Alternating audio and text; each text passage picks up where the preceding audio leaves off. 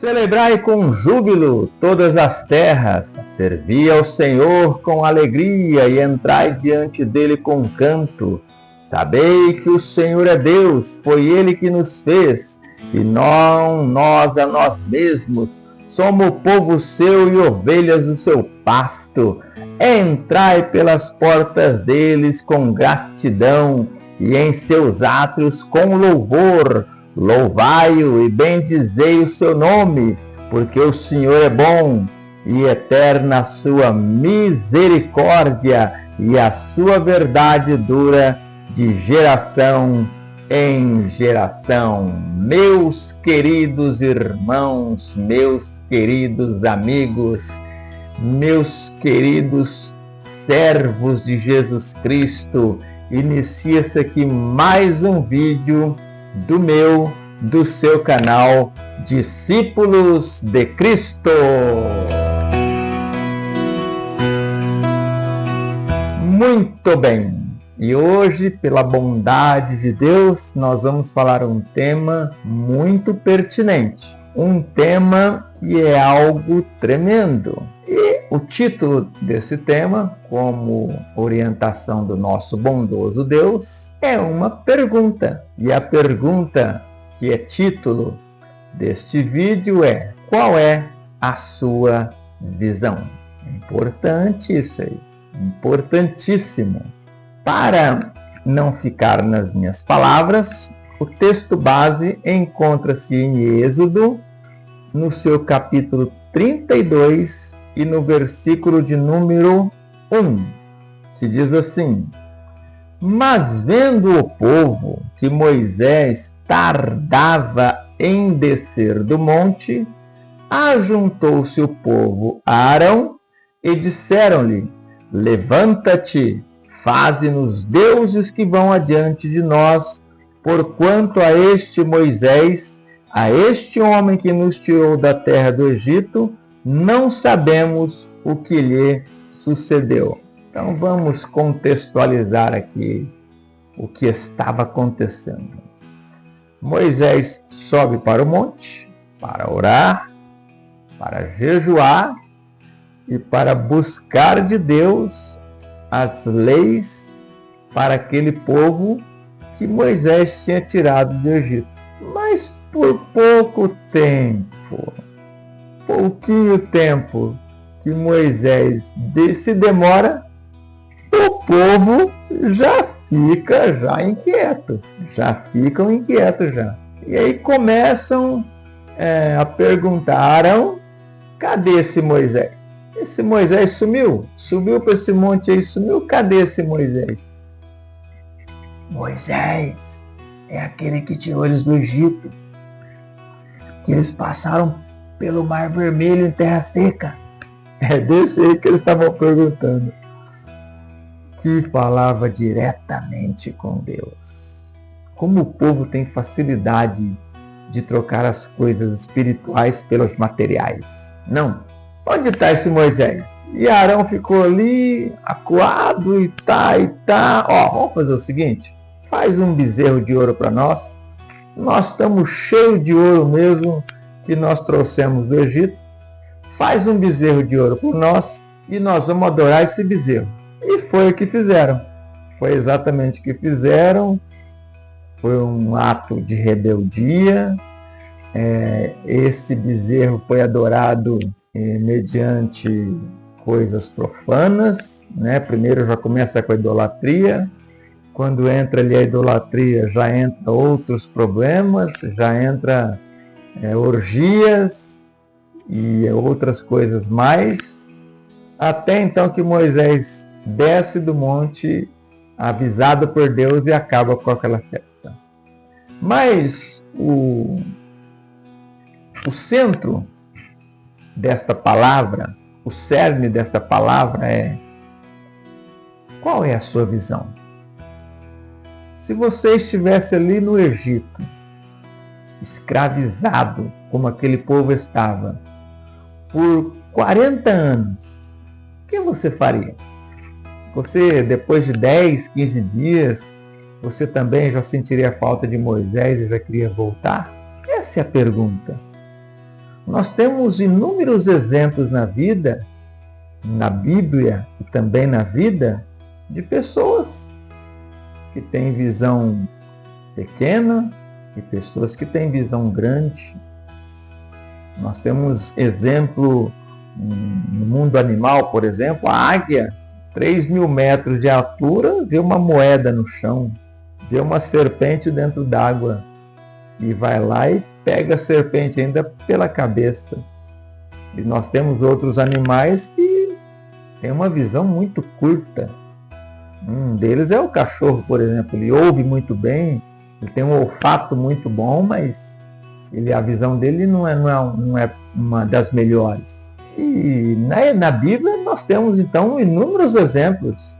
Temos aí 2 irmãs que frequentavam a mesma igreja, cujo pastor era Jesus Cristo, a mesma escola dominical, o mesmo culto de ensino, e uma tinha visão só para as coisas materiais.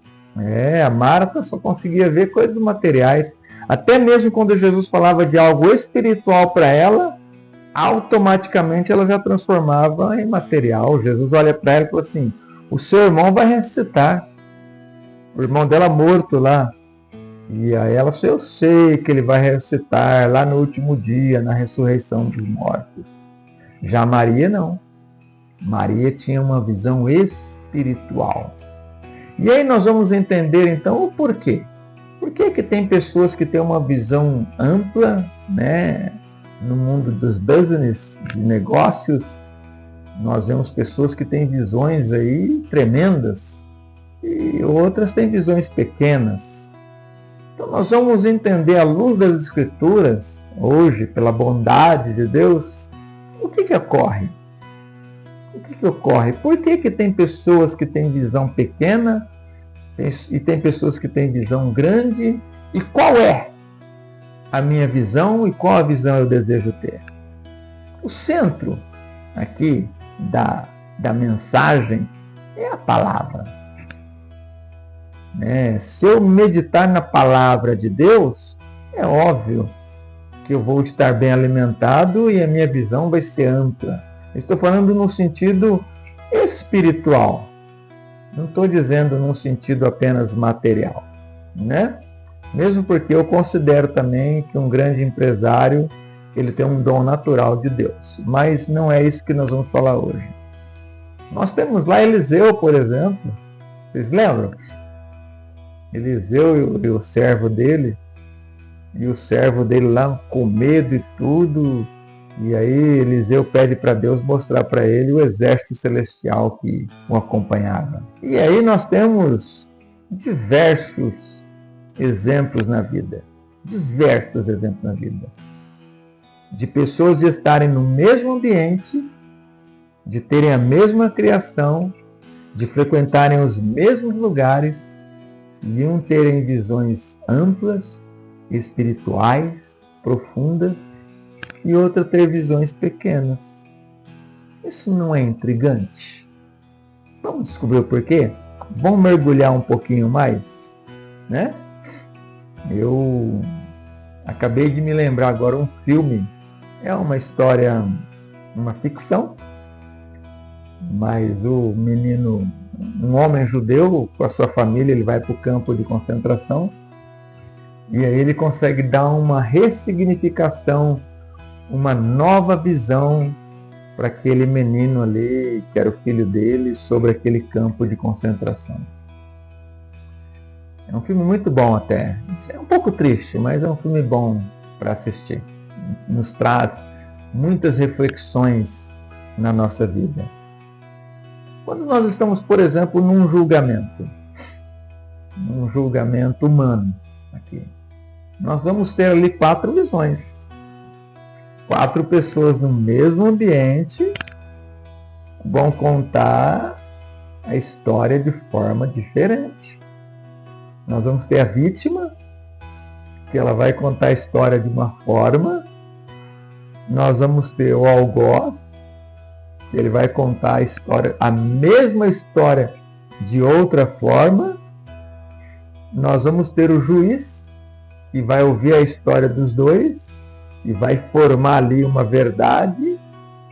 E nós temos o Rei dos Reis, que sonda e conhece os corações, e nele está a verdade. Então, queridos, nós temos que descobrir em Deus por que é que aquele povo não conseguia ver as grandezas de Deus, que a todo momento aconteciam com eles. Parece que para eles aquilo era algo normal, e não era. Aquilo chegou com Moisés, e o que eles conseguiam ver? Apenas um monte, e nada mais além do monte. Nada mais além daquilo, eles só conseguiam ver o monte, nada mais. Moisés lá em cima orando, jejuando, buscando a presença de Deus para abençoar aquele povo, e aquele povo só vê o monte. Visão míope, visão curta, né? E aí, o que eles resolvem fazer? Esse é o problema de quem tem visão curta. Ô Arão, cadê esse Moisés? Esse Moisés aí sumiu, Arão.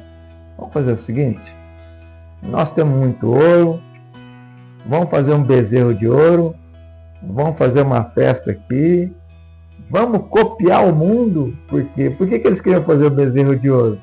Porque era uma prática normal das nações vizinhas, do que eles conheciam de mundo. Todos eles tinham seus ídolos. E aí eles falam, vamos fazer um bezerrinho aí de ouro, né? E aí eles começam ali queimar o seu ouro, e naquela tecnologia que eles tinham no momento, e aí eles fazem ali o seu bezerro. E trocam o Deus Santo, poderoso, para adorar uma imagem que eles mesmos criaram. Que capacidade tem o homem! Que imaginação! Que coisa tremenda, né? Ele faz um objeto, começa a adorar aquele objeto e está tudo certo. Nós sabemos que tem uma mente por trás disso tudo. Nós sabemos que tem uma mente por trás disso tudo, e não é uma mente humana. É uma mente satânica. Mas vamos ficar no campo aqui da visão por enquanto. E aí então, ao invés deles olharem para Canaã, a promessa que Deus tinha para eles, eles colocam a visão no bezerro de ouro. Posso fazer uma pergunta? Você tem algum bezerro de ouro na sua vida? Você tem algo na sua vida material que você dá mais valor do que o seu Deus? Você tem dificuldade de enxergar as bênçãos espirituais que Deus tem para você, junto com as espirituais e as materiais? Deus é bom. As suas promessas são infalíveis. Estamos recheados de promessas de Deus nas Escrituras. E aí? E aí eu te pergunto. Vou fazer mais outra perguntinha. Como você vai estar daqui 10 anos? Imagina aí. Passaram-se 10 anos. Espiritualmente, familiar, emocionalmente. Como você vai estar? Se vocês quiserem estar bem daqui 10 anos, se o Senhor Jesus não voltar, eu vou te dar uma dica. Graça e conhecimento. Bíblia e oração. E aí vamos lá, né? Nós temos aí outros inúmeros exemplos. Nós temos o cego de Jericó, que era cego de ambos os olhos. Conta a história geral que ele nem tinha o globo ocular e tinha uma visão tremenda. Tremenda. E Deus fez uma obra. O Senhor Jesus fez uma obra na vida dele. E aí? Né? Vamos lá. Vamos lá. Vamos aprofundar nessa palavra. É uma palavra de meditação, de reflexão. Nós pensarmos o que é que nós temos visto, né? Se a nossa visão é pequena ou se ela é grande. Qual é o tamanho da nossa visão? Será que não está na hora de nós trocarmos as lentes? Aquelas pessoas que usam óculos, como eu, de vez em quando começa a ficar fraco, não enxerga direito, aí tem que ir lá no médico, o médico faz lá umas medições, e aí então tem que trocar o óculos, tem que trocar a lente. Às vezes chegou o momento de você trocar a lente da sua vida, meu irmão. Às vezes chegou esse momento. Às vezes já passou da hora de você trocar a lente da sua vida. Precisamos mudar. Se nós não mudarmos, como é que nós vamos ter resultados diferentes? Fazendo as mesmas coisas, do mesmo jeito? Aquele povo foi lá e fez um bezerro de ouro, igual todas as nações faziam. O resultado foi o mesmo. Orgia, maldade, coisas erradas, maldição. Morreu muita gente por isso, viu? Muitas pessoas morreram. Depois você vai lá na sequência do capítulo e vai lá ver quantas pessoas morreram por causa desse pecado. E aí então, querido, nós temos que ter a visão de Jesus. Essa é a visão que nós temos que ter, né? Lembra lá do Spurgeon, que ele falava assim: olhe para Cristo. É essa visão que nós temos que ter. Esse grande pregador, a primeira mensagem dele: olhe para Cristo. O que você tem colocado diante dos teus olhos? É isso que vai determinar a sua visão. Se você só assiste coisas ruins, mensagens ruins, você vai ter uma mente pessimista. Agora, se você assiste coisas boas, se você lê a Bíblia, se você vê coisas boas, você vai ter uma visão otimista. Nós alimentamos a nossa alma através do que vemos, do que ouvimos. É aí que nós alimentamos a nossa alma. E aí? Vamos ser igual ao Spurgeon? Vamos colocar coisas boas diante dos nossos olhos? Vamos lá? É isso aí, queridos.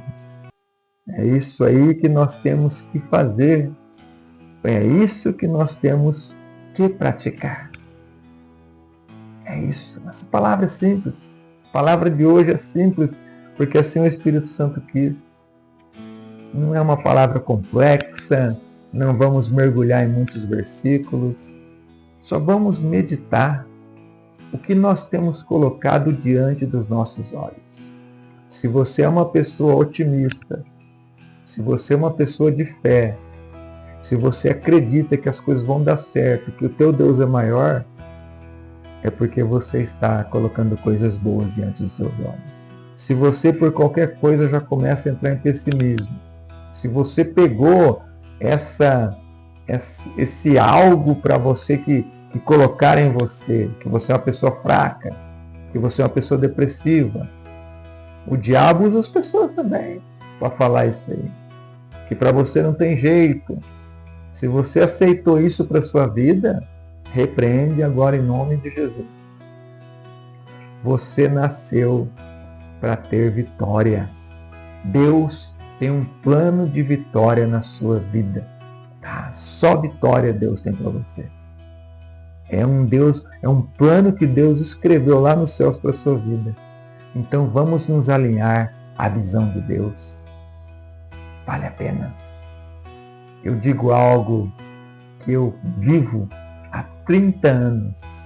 Nunca me arrependi um segundo sequer. Amém, meus queridos? Veio na minha mente agora um fato que aconteceu há alguns anos. Um grande empresário aqui no Brasil, com o seu helicóptero, estava ali a sua noiva, Esse empresário, ele é um triatleta muito bem preparado fisicamente, corria muitos quilômetros, nadava muitos quilômetros, muito bem preparado, muitos quilômetros, era um triatleta. E ali no litoral de São Paulo, ali próximo a Maresias, o seu helicóptero dá problema. Começa a ter problemas a 4 quilômetros da praia. E ele começa a perder estabilidade, até que ele vai descendo, e aí já estava traçado o destino. Ele ia encontrar-se com as águas. Aquele helicóptero, ele ia se encontrar com as águas. E aí só tem uma solução: nadar. E nós temos 4 personagens, essa história é verídica. Os mais antigos, aí vamos dizer assim, vão lembrar dessa história. E eu tive a oportunidade de ouvir um relato de alguém que conheceu a esposa do copiloto. O piloto sabia nadar bem, segundo o relato dela. E a esposa, o copiloto, já nadava não tão bem, mas mais ou menos. O triatleta nadava muito bem. E a noiva dele não nadava bem. Então, quando aquela aeronave se choca ali com as águas, eles pulam, e o copiloto dizia assim, não sei se é o copiloto ou o piloto, não me recordo agora, ele dizia assim, o que menos sabia nadar, ele olhava para a praia e dizia assim, nós vamos chegar lá, vai dar certo. Ele tinha a visão que ele ia estar em terra seca. E aí então ele começa a nadar, ali meio estabanado, não era um nadador profissional, mas ele chega na praia. O triatleta chega também. Infelizmente, o outro piloto e a noiva do triatleta não conseguem chegar até a praia. E aí, eu termino esse vídeo com a seguinte reflexão. Às vezes nós estamos numa tempestade, em alto mar, e a gente vê a praia lá bem longe, e nós não achamos que nós somos capazes de atravessar aquelas ondas, de atravessar aqueles obstáculos e chegar em terra seca. Eu me lembro uma vez que eu tinha uma dívida. Eu passei por 3 grandes problemas financeiros na minha vida. Graças ao bom Deus, há alguns anos já ele me poupa desses problemas que eu tive. Foram períodos muito curtos, períodos de 6 meses a 1 ano. E nessa época que eu tive esse período muito complicado financeiramente, eu tive um nome sujo, Serasa, SPC, 37 cheques devolvidos. Crente, hein? Servo de Deus. O nome do crente só tem que estar escrito num lugarzinho só, que é no livro da vida. No hall de membros da igreja também, mas em cartório, esses lugares, o nome do crente não pode estar. Mas às vezes a gente perde o controle, às vezes acontece, e aí a gente tem que correr para tirar logo, para dar um bom testemunho de Cristo. E aí então eu olhei para Cristo, autor e consumador da minha fé. Eu comecei a colocar a minha visão nele. Eu via ele lá na praia, assim como aqueles quatro pessoas caíram no mar ali, e aquela pessoa que não sabia nadar muito bem, mas ele dizia, vai dar certo, vai dar certo, vai dar certo, vai dar certo. O outro que sabia nadar bem, ele dizia, nós não vamos conseguir, não vamos conseguir, não vamos conseguir. Eu não estou falando de positivismo aqui, eu estou falando de fé. E aí eu olhava da mesma forma e eu dizia para minha esposa, Deus proverá. Nós somos justos, nós procuramos andar na justiça. Deus proverá. E Deus mandou eu fazer um concerto com alguém. Eu tinha uma mágoa no meu coração de uma pessoa. Deus mandou eu fazer aquele concerto e em poucos meses eu entrei no banco com aqueles 37 cheques devolvidos e eu falei, olha, eu vim aqui limpar o meu nome, tudo pago. Eu sei que você talvez agora possa estar numa situação difícil, assim como aqueles tripulantes daquele helicóptero estavam ali naquela tempestade, mal dava para enxergar a praia, assim como eu estive com aquele mundaréu de dívida, um valor absurdo. E aqueles dois que acreditaram chegaram na praia e Deus, por sua bondade, também me levou até a praia. Eu pude limpar o meu nome, eu pude ficar livre da vergonha, livre da humilhação. Eu pude dar uma dignidade para minha esposa, coisa que nessa época eu não consegui. Essa prova minha durou 10 meses. Demorou 10 meses porque demorou para mim entender que eu estava com a visão errada. Que eu estava olhando só para o monte, que eu não estava olhando para Canaã. Quando eu comecei a olhar para Canaã, quando eu comecei a olhar para a praia, quando eu comecei a ver Jesus ali me esperando e ouvi o que eu tinha que consertar na minha vida, assim aconteceu e assim deu certo. E eu creio que assim será na sua vida, meu querido discípulo de Cristo. Que o Senhor te abençoe e te guarde. Pai, em nome de Jesus, entregamos aqui a Tua palavra aos nossos irmãos, a esses queridos, ó Pai, que às vezes estão em tempestades, passando por momentos turbulentos, passando por dificuldades, por problemas na mente, por insegurança, por medo, por timidez, aceitando às vezes, Senhor, a marca que o mundo quer colocar neles. Você é um depressivo, você tem depressão, para você não tem mais jeito. Mas, Pai, eu creio que em nome de Jesus, quando Jesus entra na história, as coisas mudam. Até o que está morto revive. E eu creio, Senhor, que em nome de Jesus, esse meu querido irmão que me acompanha neste vídeo, eu creio, Senhor, que pelo Teu poder, ele vai entender a Tua vontade para a vida dele. Ele vai mudar a visão dele. E o Senhor dará grandes bênçãos. Abençoa meus irmãos, ó Pai. Assim te peço e eu te agradeço. Que Deus te abençoe, te guarde e te prospere muito. Jesus abençoe sempre. Até o próximo vídeo.